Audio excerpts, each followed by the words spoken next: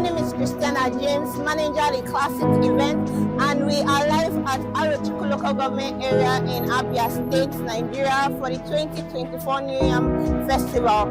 Join me as I take you on a breathtaking view journey. Give me a chance. Arochukwu n'ụzọ. Ikuchukwu ụzọ na aga m aja amụkwa gị boy. Ijele pụta mmanwụ kwụ na ọgbọ ga-eche n'ugodi. Ijele pụta mmanwụ kwụ na ọgbọ ga-eche n'ugodi. Make everybody go back there. Ijele pụta mmanwụ kwụ na ọgbọ ga-eche n'ugodi. Anya fulu go down, ara fu go down. Ijele pụta mmanwụ kwụ na ọgbọ ga-eche n'ugodi. Make everybody concentrate. Ijele pụta mmanwụ kwụ na ọgbọ ga-eche n'ugodi. Fearless, atu. Listen on mambo, abu na mambo. Fearless, lion heart. Listen on mambo, abu na mambo. Unshakable, unstoppable. Ijala mama muje mwana. Abala mwana, abuloka. Ajaki wamba, asaluka. Ijala puta mama kuna boge chalugodi. Ijala puta mama kuna boge chalugodi. Kingisia make everybody babale. Ijala puta mama kuna boge chalugodi.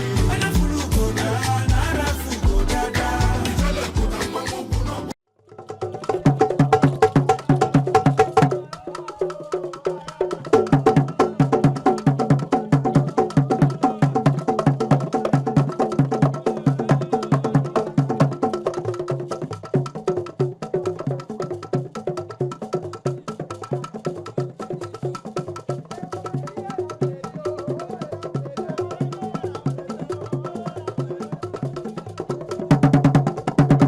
Today is a very big occasion in Ata-Igbo Ukwu, Umuzomgbo HRH Arochukwu local government. Today we are celebrating our yearly New Yam Festival, which we started from the ages through our grandfathers. It is symbolized unity. That's what we call Ebajo. So then you use the old yam, slice it, slot it in pieces, give to your relations and relatives and your good friends. That's the old yam. So we cook it, so we roast it, then give it to your family. That's the beginning of it. We give God the glory. It's not everybody that planted yam that is alive today to eat it. We give God the glory. We are alive today. We cultivated the bush, we planted, and we come today to harvest. When I was growing up, I stayed in my community, my village. Here you see me. From primary school, after school, we go to farm, help our grandmother. This time, our boys are not doing it. It's very, very unfortunate. We encourage the federal government, the states, to encourage their people to go back to farming to avoid this food insecurity in Nigeria. If everybody feeds and farm very well, there will be no scarcity of food. And I would also like the federal government to help the farmers get a sort of agric loan for them to enable them to produce a lot of foods, give them equipment to farm. This manual farming they are doing here is not very good. We need agric farming system.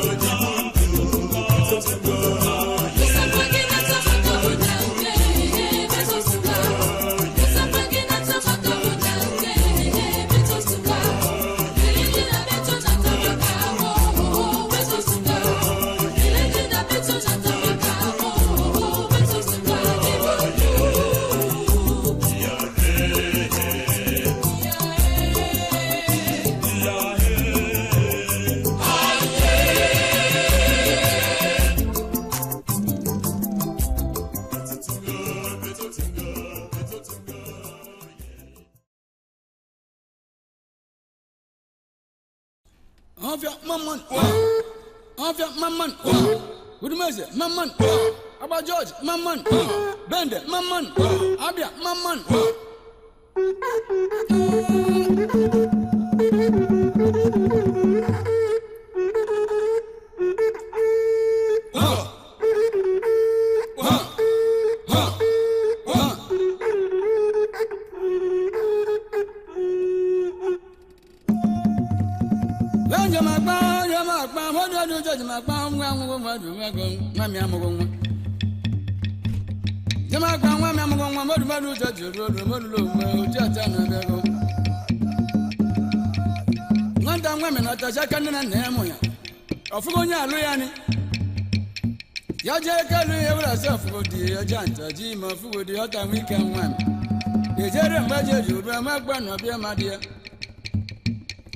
Yanu atando ya juba magi na ya ma ya dudi ya jelenge jenta jima waja jelu jalanta waja bibi ku je idan to din ka je si aso ya lurudi yanu eme na ye je nwa ye ma gba no ba bi to ma go ga bara horu ya gba nwa ma dia ya je ru ba cholu ya turu ya gba ya po afia Yagbala ya po afia gba nya lo na to ba afia go saje yazo ra nwekere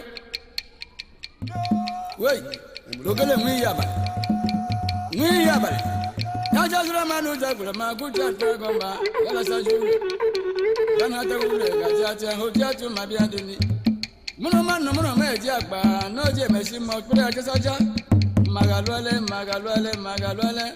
Yasia moya lo mo no dudo de ya bia no nekelafia Yaja ma de ma ran me kelafia jo ho ma go da de ti Yagbe ya je si gbagbe ka gba won kere Yanu agba no la bra ge de ti ba ki bra ki ya ke o no ti Onya bia yo ti ya ju mo go won ti uno gbe akata wo ya pu esi Onwa ya bu ru no na pepu adapu agbagbon Oju ogun ne ma ya bu madia Obri agba no madu emrado ti obri gba mama ya bo biri mu ani ne ya bo bo no ji mo su no peme okoko yoyo oya woyoyo okoko woyo oya woyoyo okoko woyo oya woyoyo amini bere oya woyoyo okoko woyo oya woyoyo okoko woyo oya woyoyo amini bere oya woyoyo okoko woyo oya woyoyo amini bere oya woyoyo okoko woyo oya woyoyo mini berero oya woyoyo ikoko yoyo oya woyoyo mini berero oya woyoyo wono he joko yoyo mini mana so wan we pa awara ba do ja ba go ba da jama go mura mo yo ma mama nya mama go okoko woyo mini berero ho bra do ja ba na mama mini ba no ba okoko woyo onya mama na bu